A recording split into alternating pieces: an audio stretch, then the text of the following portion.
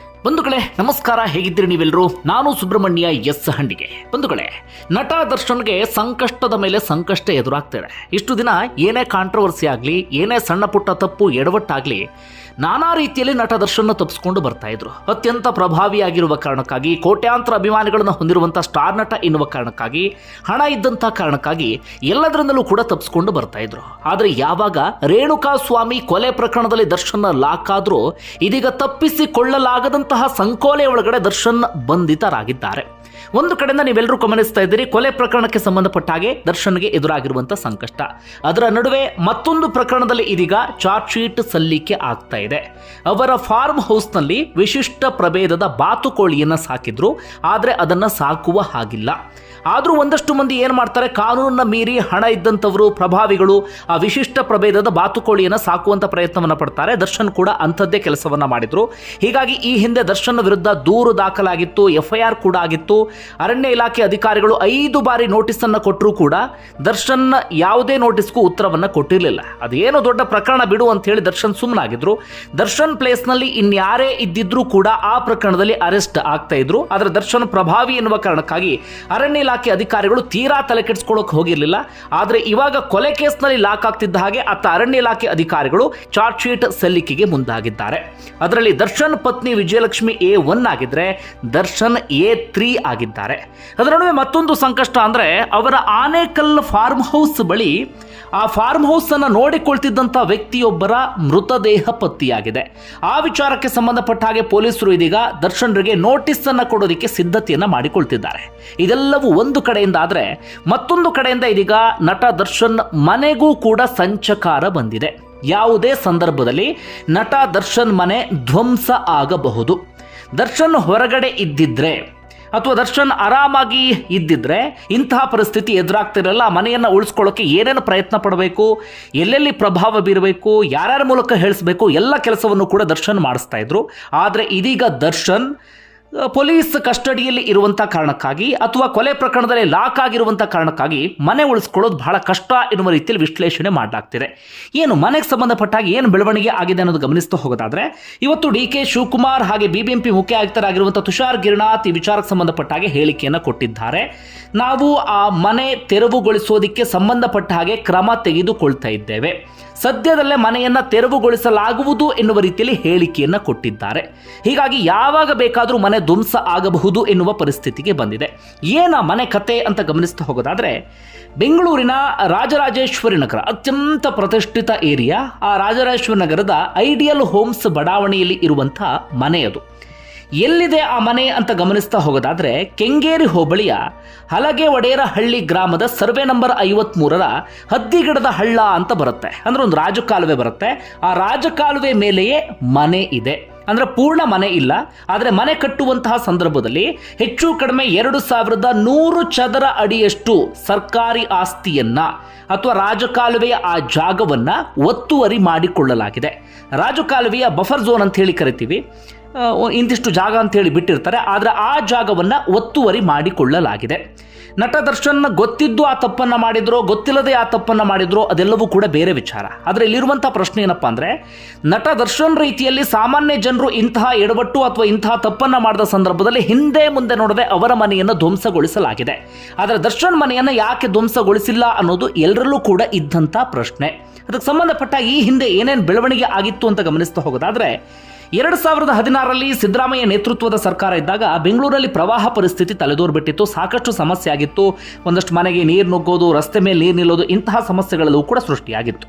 ಆಗ ಅವರಿಗೆ ಸಿಕ್ಕಂತಹ ಪರಿಹಾರ ಕ್ರಮ ಏನಪ್ಪಾ ಅಂದರೆ, ಈ ರಾಜಕಾಲುವೆಯನ್ನು ತುಂಬ ಜನ ಒತ್ತುವರಿ ಮಾಡ್ಕೊಂಡು ಬಿಟ್ಟಿದ್ದಾರೆ ಅಥವಾ ರಾಜಕಾಲುವೆಯ ಮೇಲೆಯೇ ಮನೆಯನ್ನು ಕಟ್ಟಿಬಿಟ್ಟಿದ್ದಾರೆ. ಈ ಕಾರಣಕ್ಕಾಗಿ ರಾಜಕಾಲುವೆಯಲ್ಲಿ ಹರಿಯಬೇಕಾಗಿದ್ದಂಥ ನೀರು ಸಿಟಿ ಕಡೆ ಬರ್ತಾ ಇದೆ ಅಥವಾ ರಸ್ತೆ ಮೇಲೆ ಬರ್ತಾ ಇದೆ, ಮನೆ ಒಳಗಡೆ ನುಗ್ತಾ ಇದೆ. ಹೀಗಾಗಿ ರಾಜಕಾಲುವೆ ಮೇಲೆ ಯಾರ್ಯಾರು ಮನೆ ಕಟ್ಟಿದ್ದಾರೆ ಅದನ್ನು ತೆರವುಗೊಳಿಸಿಬಿಟ್ರೆ ಒಂದು ಹಂತಕ್ಕೆ ಪರಿಹಾರ ಸಿಕ್ಕ ಹಾಗಾಗುತ್ತೆ ಅಂತ ಹೇಳಿ ರಾಜ್ಯ ಸರ್ಕಾರ ಯೋಚನೆ ಮಾಡುತ್ತೆ. ಅದೇ ಪ್ರಕಾರವಾಗಿ ರಾಜಕಾಲುವೆಯನ್ನು ಯಾರ್ಯಾರು ಒತ್ತುವರಿ ಮಾಡಿದ್ದಾರೆ ಅಂತ ಪಟ್ಟಿ ಮಾಡಿಕೊಂಡು ಬರ್ತಾರೆ. ಆ ಪಟ್ಟಿ ಮಾಡಿಕೊಂಡು ಬಂದ ಪ್ರಕಾರವೇ ಎಲ್ಲರ ಮನೆಯನ್ನು ಕೂಡ ಹಿಂದೆ ಮುಂದೆ ನೋಡಿದ್ರೆ ಧ್ವಂಸಗೊಳಿಸೋದಕ್ಕೆ ಶುರು ಮಾಡ್ಕೊಳ್ತಾರೆ. ನೀವೆಲ್ಲರೂ ಕೂಡ ಗಮನಿಸಿರ್ತೀರಿ ಯಾವ ರೀತಿಯಾಗಿ ಬುಲ್ಡೋಸರ್ ಬೆಂಗಳೂರಿನಲ್ಲಿ ಅಬ್ಬರಿಸಿತ್ತು ಅಂತ. ಸಾಮಾನ್ಯ ಜನರು ಅಧಿಕಾರಿಗಳ ಕಾಲಿಗೆ ಬಿದ್ದರು, ಕೈ ಮುಕ್ಕೆ ಬೇಡ್ಕೊಂಡ್ರು, ಒಂದಷ್ಟು ದಿನಗಳ ಕಾಲ ಅವಕಾಶ ಕೊಡಿ ಅಂತ ಕೇಳ್ಕೊಂಡ್ರು, ಹಿಂದೆ ಮುಂದೆ ನೋಡಲಿಲ್ಲ. ಅಬ್ಬರವೋ ಅಬ್ಬರ. ಯಾಕೆ ಹೇಳಿ? ಸಾಮಾನ್ಯ ಜನರು. ಹೀಗಾಗಿ ರಾಜ್ಯ ಸರ್ಕಾರ ಅಧಿಕಾರಿಗಳು ಯಾರು ಕೂಡ ತಲೆ ಕೆಡಿಸ್ಕೊಳ್ಳಿಲ್ಲ. ಒಂದಷ್ಟು ಮಂದಿ ಅಂತೂ ಪ್ರತಿಭಟನೆ ಮಾಡಿದಾಗ ಅದಕ್ಕೂ ಕೂಡ ಸೊಪ್ಪು ಹಾಕಲಿಲ್ಲ. ಮನೆ ಒಳಗಡೆ ಇದ್ದಂಥ ಪಾತ್ರೆ ಸಾಮಾನು ಎಲ್ಲವನ್ನು ಕೂಡ ರಸ್ತೆಗೆ ಎಸೆದು ಅವ್ರ ಮನೆಯನ್ನು ಧ್ವಂಸಗೊಳಿಸಿ ಬಿಟ್ರು. ಇದ್ದಕ್ಕಿದ್ದ ಹಾಗೆ ಅದೆಷ್ಟೋ ಮಂದಿ ಮನೆ ಕಳ್ಕೊಳ್ಳುವಂಥ ಪರಿಸ್ಥಿತಿ ಎದುರಾಯಿತು. ಗೊತ್ತಿದ್ದು ತಪ್ಪು ಮಾಡಿದಂಥವ್ರು ಒಂದಷ್ಟು ಮಂದಿ ಇದ್ರು, ಅದರಲ್ಲಿ ಇನ್ನೊಂದಷ್ಟು ಮಂದಿ ಗೊತ್ತಿಲ್ಲದೆಯೇ ತಪ್ಪನ್ನು ಮಾಡಿದಂಥವ್ರು ಇದ್ರು. ಆದರೆ ರಾಜ್ಯ ಸರ್ಕಾರ ಅದು ಯಾವುದ್ರ ಬಗ್ಗೆಯೂ ಕೂಡ ಯೋಚನೆ ಮಾಡಲಿಲ್ಲ.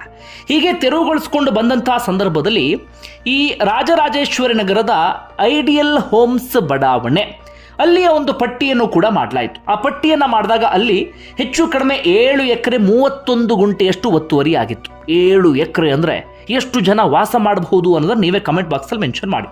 ಒಟ್ಟಾರೆಯಾಗಿ 7 ಎಕರೆ 31 ಗುಂಟೆ, ಹೆಚ್ಚು ಕಡಿಮೆ ಒಂದು 67 ಬಿಲ್ಡಿಂಗ್ ಇತ್ತು. ಎಲ್ಲರೂ ಕೂಡ ಪ್ರಭಾವಿಗಳೇ ಅದರಲ್ಲಿ. ಶ್ರೀಮಂತರೇ, ಉದ್ಯಮಿಗಳಿದ್ರು, ಒಳ್ಳೆ ದುಡ್ಡಿದ್ದಂಥವ್ರು, ಈ ರೀತಿಯಾಗಿ ಎಲ್ಲರೂ ಕೂಡ ಇದ್ರು. ಅದರಲ್ಲಿ ಅತ್ಯಂತ ಪ್ರಭಾವಿಗಳು ಅಂದರೆ ಇಬ್ಬರು. ಒಬ್ಬರು ಶಾಮನೂರು ಶಿವಶಂಕರಪ್ಪ, ಅವರ ಒಡೆತನದ SS ಹಾಸ್ಪಿಟಲ್ ಇತ್ತು. ಮತ್ತೊಂದು ದರ್ಶನ್ ಅವರ ಮನೆ ಇತ್ತು. ಈ ರೀತಿಯಾಗಿ ಪಟ್ಟಿಯನ್ನು ಮಾಡಿಕೊಳ್ಳಲಾಯಿತು. ಆ ಪಟ್ಟಿಯ ಪ್ರಕಾರವೇ ಆ ಮನೆಯನ್ನು ಧ್ವಂಸಗೊಳಿಸೋದಕ್ಕೆ ಸಿದ್ಧತೆಯನ್ನು ಕೂಡ ಮಾಡಿಕೊಳ್ಳಲಾಯಿತು. ಹೀಗಿರುವಂಥ ಸಂದರ್ಭದಲ್ಲಿ ರಾಜ್ಯ ಸರ್ಕಾರ ಏನು ಮಾಡುತ್ತೆ, ಬೇರೆಯವರಿಗಿಂತ ಇವ್ರ ಬಗ್ಗೆ ಸ್ವಲ್ಪ ಬೇರೆ ರೀತಿಯಾದಂಥ ಒಲವನ್ನು ತೋರೋದಕ್ಕೆ ಶುರು ಮಾಡಿಕೊಳ್ಳುತ್ತೆ. ಇವರಿಗೆ 15 ದಿನಗಳ ಒಳಗಾಗಿ ನೀವು ಮನೆಯನ್ನು ಖಾಲಿ ಮಾಡಬೇಕು ಎನ್ನುವ ರೀತಿಯಲ್ಲಿ ನೋಟಿಸನ್ನು ಕೊಡಲಾಯಿತು. ಅಂದರೆ ಪರೋಕ್ಷವಾಗಿ ರಾಜ್ಯ ಸರ್ಕಾರವೇ ಅವರು ಕೋರ್ಟಿಗೆ ಹೋಗೋದಕ್ಕೆ ಸಹಾಯವನ್ನು ಮಾಡ್ತು. ಆ ಸಂದರ್ಭದಲ್ಲಿ ಬಡವ್ರ ಮನೆ ಆದರೆ ನೋಟಿಸು ಇಲ್ಲ, ಏನೂ ಇಲ್ಲ, ಹಿಂದೆ ಮುಂದೆ ನೋಡಿದ್ದು ಕೂಡ ಇಲ್ಲ. ಅಬ್ಬರವೋ ಅಬ್ಬರ ಅವ್ರ ಮನೆಯನ್ನು ಧ್ವಂಸಗೊಳಿಸಿಬಿಟ್ರು. ಇವರೆಲ್ಲರೂ ಕೂಡ ಶ್ರೀಮಂತರಲ್ಲ, ಅತ್ಯಂತ ಪ್ರಭಾವಿಗಳಲ್ಲ. ಈ ಕಾರಣಕ್ಕಾಗಿ 15 ದಿನಗಳ ಒಳಗಾಗಿ ನೀವು ಮನೆ ಖಾಲಿ ಮಾಡಬೇಕು ಅಂತ ನೋಟಿಸನ್ನು ಕೊಟ್ಟರು. ಅವರೆಲ್ಲರಿಗೂ ಅಷ್ಟೇ ಬೇಕಿತ್ತು, ಒಂದಷ್ಟು ದಿನಗಳ ಕಾಲ ಸಮಯಾವಕಾಶ ಬೇಕಿತ್ತು. ತಕ್ಷಣವೇ ಅವರೆಲ್ಲರೂ ಕೂಡ ಏನು ಮಾಡ್ತಾರೆ, ನಟ ದರ್ಶನ್ ಸೇರಿದಂತೆ ಒಂದಷ್ಟು ಮಂದಿ ಏನು ಮಾಡ್ತಾರೆ, ಸೀದಾ ಕೋರ್ಟ್ಗೆ ಹೋಗ್ತಾರೆ. ಕೋರ್ಟಿಂದ ಅವರಿಗೆ ಸ್ಟೇ ಆರ್ಡರ್ ಕೂಡ ಸಿಗುತ್ತೆ, ತಡೆಯಾಜ್ಞೆ ಸಿಗುತ್ತೆ. ತಡೆಯಾಜ್ಞೆ ಸಿಗ್ತಾ ಇದ್ದ ಹಾಗೆ ರಾಜ್ಯ ಸರ್ಕಾರವು ಕೂಡ ಸೈಲೆಂಟ್ ಆಗಿ ಬಿಡ್ತು. ರಾಜ್ಯ ಸರ್ಕಾರ ಕೊಟ್ಟಂತ ಸಬೂಬೇನು, ಅವರೆಲ್ಲರೂ ಕೂಡ ಕೋರ್ಟ್ಗೆ ಹೋಗ್ಬಿಟ್ಟಿದ್ದಾರೆ, ಸ್ಟೇ ಆರ್ಡರ್ ತಂದಿದ್ದಾರೆ, ಹೀಗಾಗಿ ನಾವೇನು ಕೂಡ ಮಾಡೋದಕ್ಕೆ ಸಾಧ್ಯ ಆಗೋದಿಲ್ಲ ಅಂತ. ಆದರೆ ಗಮನಿಸಬೇಕಾಗಿರುವಂಥ ಸಂಗತಿ ಅಂದರೆ ಅದಕ್ಕೂ ಮುಂಚೆ ಒಂದಷ್ಟು ಸಾಮಾನ್ಯ ಜನರು ಕೂಡ ಕೋರ್ಟಿಂದ ಸ್ಟೇ ಆರ್ಡರ್ ತಂದಿದ್ರು. ಆದರೆ ಆ ಸ್ಟೇ ಆರ್ಡರನ್ನು ಗಮನಿಸಿದ ಹಾಗೆ ಒಂದಷ್ಟು ಮನೆಯನ್ನು ಧ್ವಂಸಗೊಳಿಸುವಂಥ ಕೆಲಸವನ್ನು ಮಾಡಲಾಗಿತ್ತು. ಆದರೆ ಈ ಸ್ಟೇ ಆರ್ಡರ್ಗೆ ರಾಜ್ಯ ಸರ್ಕಾರ ಸೈಲೆಂಟ್ ಆಗಿ ಬಿಡುತ್ತೆ. ಒಂದಷ್ಟು ದಿನಗಳ ಕಾಲ ಸಾಮಾನ್ಯ ಜನರು ಕೂಡ ಈ ವಿಚಾರಕ್ಕೆ ಸಂಬಂಧಪಟ್ಟ ಹಾಗೆ ಚರ್ಚೆ ಮಾಡ್ತಾರೆ. ಮಾಧ್ಯಮದವರು ಕೂಡ ನಿರಂತರವಾಗಿ ಸುದ್ದಿಯನ್ನು ಬಿತ್ತರಿಸ್ತಾರೆ. ಸುದ್ದಿ ಬಿತ್ತರಿಸ್ತಿದ್ದ ಹಾಗೆ ಜಿಲ್ಲಾಧಿಕಾರಿಗಳು ತೆರವುಗೊಳಿಸೋದಕ್ಕೆ ಒಂದು ಹೆಜ್ಜೆ ಮುಂದೆ ಇಡ್ತಾರೆ. ಅದಾದ ಬಳಿಕ ಇನ್ನೇನು ಆಗುತ್ತೆ, ಮತ್ತೆರಡು ಹೆಜ್ಜೆ ಹಿಂದೆ ಇಟ್ಟು ಬಿಡ್ತಾರೆ. ಅದಾದ ನಂತರ ಎಲ್ಲರೂ ಆಕ್ರೋಶ ವ್ಯಕ್ತಪಡಿಸ್ತಾ ಇದ್ರು, ಒಂದು ಚರ್ಚೆ ಎಲ್ಲವೂ ಕೂಡ ನಡೀತಿತ್ತು. ಹೀಗಿರುವಂಥ ಸಂದರ್ಭದಲ್ಲೇ ಜನ ನಿಧಾನಕ್ಕೆ ಮರೆಯೋದಿಕ್ಕೆ ಶುರು ಮಾಡಿಕೊಂಡ್ರು. ಮಳೆಯೂ ಕೂಡ ನಿಂತು ಹೋಗ್ಬಿಡ್ತು, ಪ್ರವಾಹ ಪರಿಸ್ಥಿತಿಯೂ ಕೂಡ ಕಡಿಮೆ ಆಗಿಬಿಡ್ತು. ಮತ್ತೊಂದು ಕಡೆಯಿಂದ ರಾಜ್ಯ ಸರ್ಕಾರವೂ ಕೂಡ ಸೈಲೆಂಟ್ ಆಗಿಬಿಡ್ತು. ಯಾವಾಗಾಗಿದ್ದು 2016ರಲ್ಲಿ. ಅದಾದ ಬಳಿಕ ಆಗಾಗ ಈ ವಿಚಾರ ಚರ್ಚೆಯ ಮುನ್ನೆಲೆಗೆ ಬರ್ತಾ ಇತ್ತು. ಅದಾದ ಬಳಿಕ ಸೈಲೆಂಟ್ ಆಗ್ತಾ ಇತ್ತು. ರಾಜ್ಯ ಸರ್ಕಾರ ಮತ್ತೆ ರಾಜಕಾಲುವೆ ಒತ್ತುವರಿ ತೆರವುಗೊಳಿಸಬೇಕು ಅಂತ ಹೊರಟಾಗ ಜನ ಮತ್ತೆ ಪ್ರಶ್ನೆ ಮಾಡ್ತಾ ಇದ್ರು, ನಮ್ಮ ಮನೆಯನ್ನು ತೆರವುಗೊಳಿಸೋಕೆ ಮುನ್ನ ನಟ ದರ್ಶನ್ ಹಾಗೆ ಶಾಮನೂರು ಶಿವಶಂಕರಪ್ಪರವರ ಆಸ್ಪತ್ರೆಯನ್ನು ತೆರವುಗೊಳಿಸಿ ನೋಡೋಣ ಅಂತ ಹೇಳಿ. ಹೀಗಾಗಿ ರಾಜ್ಯ ಸರ್ಕಾರ ಸೈಲೆಂಟ್ ಆಗೇ ಇತ್ತು. ಆದರೆ ಈಗ ರಾಜ್ಯ ಸರ್ಕಾರ ಆ ಮನೆಗಳನ್ನು ಅಥವಾ ಅಲ್ಲಿರುವಂಥ ಕಟ್ಟಡಗಳನ್ನು ತೆರವುಗೊಳಿಸೋದಕ್ಕೆ ಮುಂದಾಗಿದೆ.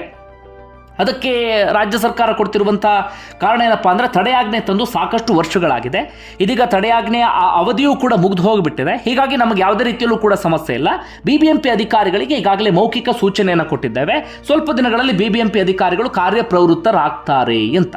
ಇದೀಗ ಶಾಮನೂರು ಶಿವಶಂಕರಪ್ಪ ತಮ್ಮ ಆಸ್ಪತ್ರೆಯನ್ನು ತೆರವುಗೊಳಿಸೋಕೆ ವಿರೋಧ ವ್ಯಕ್ತಪಡಿಸುವ ಸಾಧ್ಯತೆ ಕಡಿಮೆ ಇದೆ. ಯಾಕಂದರೆ ಅವರದ್ದೇ ಸರ್ಕಾರ ಇರುವ ಸಂದರ್ಭದಲ್ಲಿ ವಿರೋಧ ವ್ಯಕ್ತಪಡಿಸಿದ್ರೆ ಬೇರೆ ರೀತಿಯಲ್ಲಿ ಸಮಸ್ಯೆ ಆಗಬಹುದು.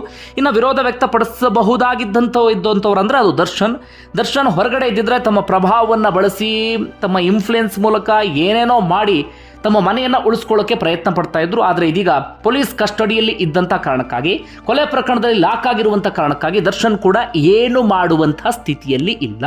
ಹೀಗಾಗಿ ದರ್ಶನ್ ಹೊರಗಡೆ ಬರೋದರ ಒಳಗಾಗಿ ಅವರ ಮನೆ ತೂಗುದೀಪ ನಿವಾಸ ಧ್ವಂಸಗೊಳಿಸುವಂಥ ಸಾಧ್ಯತೆ ಇದೆ. ಈ ಹಿಂದೆ ರಾಜ್ಯ ಸರ್ಕಾರ ಇನ್ನೊಂದು ಪ್ಲಾನ್ ಮಾಡಿತ್ತು, ಮನೆಯನ್ನು ಧ್ವಂಸಗೊಳಿಸೋದು ಬೇಡ ಅಥವಾ ಮನೆಯನ್ನು ತೆರವುಗೊಳಿಸೋದು ಬೇಡ, ಅದರ ಬದಲಾಗಿ ಒಂದು ಬೋರ್ಡ್ ಹಾಕಿ ಬಿಡೋಣ. ಈ ಮನೆ ಅಥವಾ ಈ ಜಾಗ ಎಲ್ಲ ಏನಿದೆ ಇದೆಲ್ಲವೂ ಕೂಡ ಸರ್ಕಾರಿ ಆಸ್ತಿ ಅಂತೇಳಿ ಬೋರ್ಡ್ ಹಾಕಿಬಿಡೋಣ ಅಂತ ಪ್ಲಾನ್ ಮಾಡ್ಕೊಂಡು ಮಾಡ್ಕೊಂಡಿದ್ರು. ಆದರೆ ಅದಾದ ಬಳಿಕ ಬೇಡ, ತೆರವುಗೊಳಿಸಲೇಬೇಕು ಎನ್ನುವಂಥ ಯೋಚನೆಯೂ ಕೂಡ ಬಂದಿತ್ತು. ಇದು ಹೆಚ್ಚು ಕಡಿಮೆ ಸ್ಟೇ ಆರ್ಡರ್ ತಂದಿದ್ರಲ್ಲ, ಆ ಅವಧಿಯೂ ಕೂಡ ಮುಕ್ತಾಯ ಆದ ಹಾಗೆ ಕಾಣಿಸ್ತಾ ಇದೆ. ಇದೀಗ ರಾಜ್ಯ ಸರ್ಕಾರವು ಕೂಡ ಖಡಕ್ಕಾದಂಥ ಸೂಚನೆಯನ್ನು ಕೊಟ್ಟಿದೆ. ಹೀಗಾಗಿ ಬಿಬಿಎಂಪಿ ಅಧಿಕಾರಿಗಳು ಕೂಡ ತೆರವು ಕಾರ್ಯಾಚರಣೆಯನ್ನು ಸದ್ಯದಲ್ಲೇ ಕೈಗೊಳ್ಳಲಿದ್ದಾರೆ. ಸದ್ಯದಲ್ಲೇ ದರ್ಶನ್ ಮನೆಯ ಬಳಿಯೂ ಕೂಡ ಬುಲ್ಡೋಜರ್ ಹೋಗಿ ಅಬ್ಬರಿಸಲಿದೆ. ಬಂಧುಗಳೇ, ನಿಮ್ಗೆ ಏನಿಸ್ತದೆ ಅದನ್ನು ಕಮೆಂಟ್ ಬಾಕ್ಸಲ್ಲಿ ಮೆನ್ಷನ್ ಮಾಡಿ. ಧನ್ಯವಾದ ವಿಡಿಯೋ ನೋಡಿದ್ದಕ್ಕಾಗಿ.